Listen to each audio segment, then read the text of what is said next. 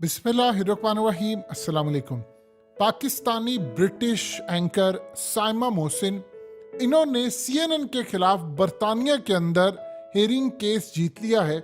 अब असल में उसकी बड़े पैमाने पर समाअत होगी और उसके बाद सीएनएन को जो हर्जाना पे करना पड़ेगा और जो सीएनएन को झटका लगेगा पूरी दुनिया के अंदर, वो देखने लायक होगा। और ये बहुत बड़ी विक्ट्री, इतनी बड़ी विक्ट्री है साइमा मोहसिन की, इतनी बड़ी विक्ट्री है कि इसके बाद आप ये समझ लें उन्होंने सही मायनों के अंदर उस इस्टेब्लिशमेंट के चैनल को हार डाला है जिसके खिलाफ ट्रंप जब तकरीर कर रहा होता था तो वो कहता था कि इसका कैमरा मूव कर दें, और वो कहता था कि इस काबिल नहीं है, ये बड़ा ज़बरदस्त मज़ेदार काम है। अब हुआ क्या है? हुआ ये है कि साइमा मोहसिन ब्रिटिश पाकिस्तानी, ये डॉन में भी काम कर चुकी हैं, पाकिस्तान में भी काम कर चुकी हैं, फिर ये उसके बाद ब्रिटिश चूंकि नेशनल है तो ये बाहर मुंतकिल हो गई। ये सीएनएन के साथ काम करती रही। 2014 के अंदर इसराइल और फलस्तीन की आपस में लड़ाई हुई तो ये वहां पर थी। तो सीएनएन के कैमरामैन ने गाड़ी चढ़ा दी इनके पाँव के ऊपर, तो इनके टिश्यूज जो थे वो फट गए और क्रॉनिक पेन इनको निकल आई। यानी आप ये समझ रहे डिसेबिलिटी इनकी हो गई। अब ये फील्ड में नहीं जा सकती थी प्रॉपरली। इन्होंने सीएनएन को कहा कि आप मुझे एंकर के तौर पर रख लें, क्योंकि जाहिर सी बात है उनका एक मिजाज होता है। उन्होंने ये सोचा कि नहीं, ये सांवली है तो हम इसको रख नहीं सकते, जबकि दुनिया के अंदर ये जो इन्होंने रेसिज्म किया, तो दुनिया में ऐसा कौन सा मुल्क है कि जहां पर ये मामला नहीं होता। लेकिन आप इस तरह ट्रीट करते हैं अपने वर्कर्स को, और वो भी आपका काम करते हुआ है, या तो कोई और काम हो कि वो अपने किसी ट्रिप पर गई हो या फलाना हुआ। तो उन्होंने क्या काम किया, उन्होंने इसको फारिग कर दिया कि भाई, और साथ ये कहा कि आपकी शक्ल इस काबिल नहीं है कि हम आपको बतौर एंकर के तौर पर रख सकें। इन्होंने कहा कि आप स्टूडियो में मैं रख दे मुझे, यानी मैं कोई एंकर के तौर पर काम कर सकती हूँ, तो आप मुझे उधर रख रहे। तो उन्होंने कहा कि आपकी शक्ल इस काबिल नहीं है कि हम आपको एंकर के तौर पर रख सके, यानी आपका जो लेवल है वो बस इतना ही था और अब आपको हम देख नहीं सकते। ये असल में वार्नर ब्रदर की जो डिज्नी कंपनी है, ये उसको ऑन करता है सीएनएन, यानी ये उनका है नेटवर्क। अब इस सारी सूरत हाल में वार्नर ब्रदर पूरी दुनिया के अंदर अरबों डॉलर्स के मालिक हैं और दुनिया की एस्टैब्लिशमेंट, अमेरिका की एस्टैब्लिशमेंट सारे काम उनके थ्रू करवाने वाली। अब असल में सूरत हाल उसके बाद क्या पैदा हुई कि इन्होंने उनको सू कर दिया। अब बड़े बड़े सू नहीं कर पाते, वो इतना बड़ा इदारा है, अब उसको सू कर दिया। पहले तो बात है आपकी केस की जो हेयरिंग होती है वो ही नहीं एक्सेप्ट होती। इनकी जो हेयरिंग है उन्होंने वो जीत ली है और वो इतना खुश हैं, इतना ज़्यादा खुश हैं कि इसके बाद वहाँ पर जो ट्रिब्यूनल है वो फैसला करेगा, और वो जो फैसला करेगा उसमें वो बताएगा कि सीएनएन ने डैमेजेस में साइमा मोहसिन को कितना पैसा पे करना है, जॉब पर रखना है या नहीं रखना है फलाना। क्योंकि इस वक्त ये जो काम करती हैं वो काम करती हैं स्काई न्यूज़ के लिए। आप जानते हैं कि ये पाकिस्तान के अंदर जब सैलाब आया तो साइमा मोहसिन वहाँ पर आई, उन्होंने बड़ी अच्छी कवरेज की। ये पाकिस्तान के जितने पॉलिटिकल इश्यूज होते हैं उनको कवर करती हैं पाकिस्तान में आकर। तो कमाल और लाजवाब इनकी रिपोर्टिंग, इनका एक्सेंट बड़ा ज़बरदस्त है और ये वहाँ पर काम करती है और बड़े बड़े लोगों का इंटरव्यूज़ करती हैं। अब वहाँ पर ये छाई हुई है स्काई न्यूज़ के ऊपर। अब इस सारी सूरत हाल में अगर वहाँ पर केस का फैसला होता है कि जी साइमा मोहसिन को आप डैमेजेस में पैसे दें, तो जाहिर सी बात है वो जब तक वहाँ पर काम करेगी। अब ये तो वो कह नहीं सकती कि आप नौकरी करें या फलाना, या अगर ये भी हो सकता है कह दे कि इनको दोबारा बहाल करें, क्योंकि अब उनका लेवल बहुत ऊंचा चला गया, तो वो वापस तो नहीं आना चाहेंगी। उनका लेवल इस वक्त ये है कि वो स्काई न्यूज़ के ऊपर बहुत आगे चली गई, और अगर वो जीती हैं तो उसके बाद दुनिया के अंदर कोहराम मच जाएगा कि आपने इतने करोड़ों रुपया या इतने डैमेजेस लिए हैं या फलाना हुआ, उनको हर्जाना पे करना पड़ेगा। क्योंकि बरतानिया के अंदर सीएनएन भी चलता है, तो वहां पर तो उन्होंने कहा है कि आप फैसला करें कितने मुझे पैसे मिलने चाहिए मेरे साथ। उन्होंने साथ एक और भी चीज़ मेंशन की है कि कितनी मुझे जहनी अजियत हुई है और कितनी कौफ्त हुई है, मुझे मुश्किलात कितनी हुई है, और सबसे बढ़कर ये झटका अब लगेगा इसराइल को भी कि इसराइल के अंदर जब रिपोर्टिंग हो रही होती है, बावजूद इसके कि इसमें इसराइल का कोई गन या कोई चीज़ फायर तो नहीं लगा इनको, लेकिन वहाँ पर रिपोर्टिंग करते हुए कितना मुश्किल होता है कि वहाँ पर अगर आपको कुछ नुकसान हो जाए, कोई मामला आपका ख़राब हो जाए। और सबसे बड़ी बात यह है कि इसराइल में तो रिपोर्टर्स के साथ बहुत बुरा सलूक होता है, अरब के रिपोर्टर्स या दूसरे ममालिक से आए हुए, इवन के अमेरिकन रिपोर्टर्स जो इसराइल के अंदर जाते हैं, जब कॉन्फ्लिक्ट होता है, लड़ाई होती है, वहाँ रिपोर्टिंग करते हैं, तो उनकी फ़ौज अब 100 मरतबा ये सोचेगी करने से पहले कि अगर किसी के साथ कुछ हुआ तो फिर हमारे लिए बहुत बुरा होगा, क्योंकि कोई भी नहीं चाहेगा कि वो डैमेजेस में जाकर इतनी भारी रकम पे करे। ये तो सवाल ही पैदा नहीं होता कि वो कोई इस तरह चाहे।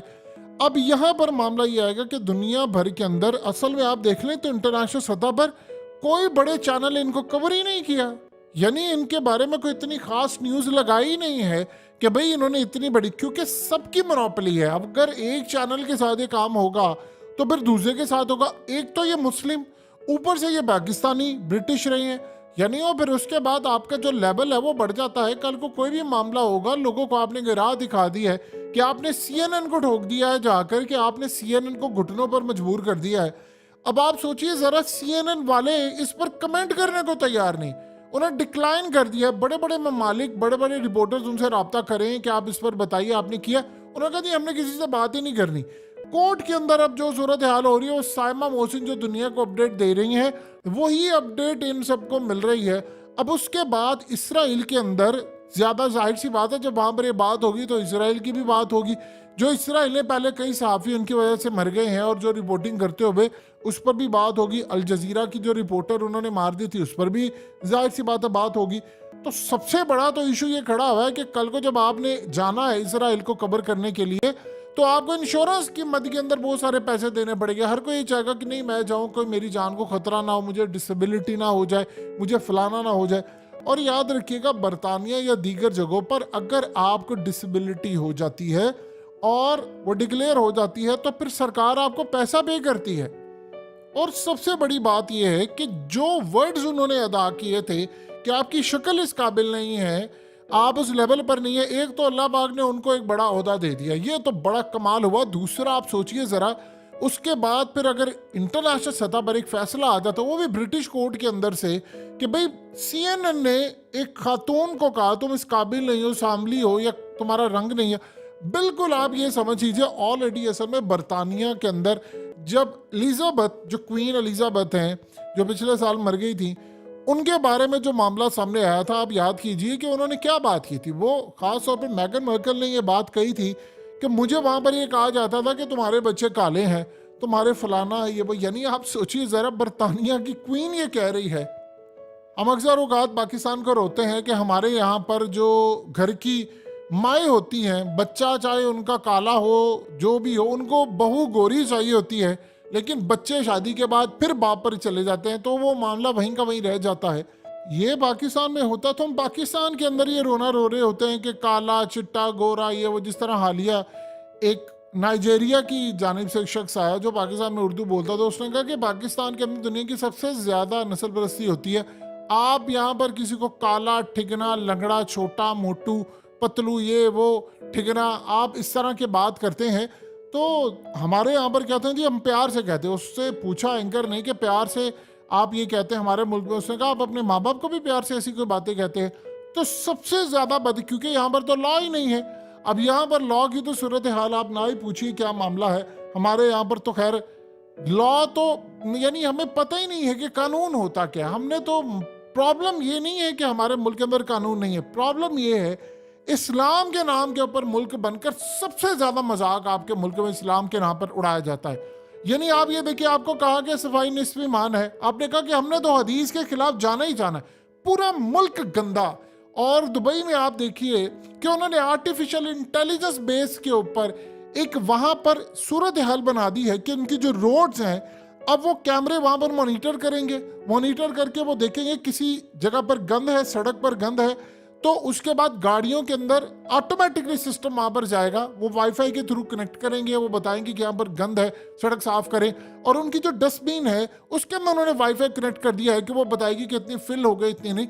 ये होती है सफाई की बात। आपके मुल्क के अंदर तो कूड़ा माफिया है, कूड़े से वो अरबों रुपया बनाते हैं, तो आपने क्या सफाई का करना है। यानी हमने तो पूरा प्लान बनाकर रखा हुआ है शुरू दिन से कि हमने हर वो काम कहना है, करना है जो इस्लाम के खिलाफ हो, और वो आपको पूरा मुल्क होता नजर आएगा। हाँ, हमने पूरे मुल्क के अंदर एक काम करना है, हर मकतबा फिक्र, हर फिक्र की मस्जिद कायम करनी है, और हमने एक दूसरे को बुरी इल्काबात से नवाजना है, एक दूसरे के खिलाफ जाना, फिरका वारियत फैलानी है, जो कि इस्लाम मना करता है। लेकिन हमने दीन नहीं फैलाना। आपके हर गली मोहल्ले में मस्जिद है, लेकिन 75 साल बाद पाकिस्तानी कौम को आप ये नहीं सिखा सके कि झूठ नहीं बोलना, हराम नहीं खाना, फ्रॉड नहीं करना। अगर 75 साल बाद आपके मुल्क में काम नहीं हो तो समझ ले आपकी मजहबी एलीट फेल हो चुकी है।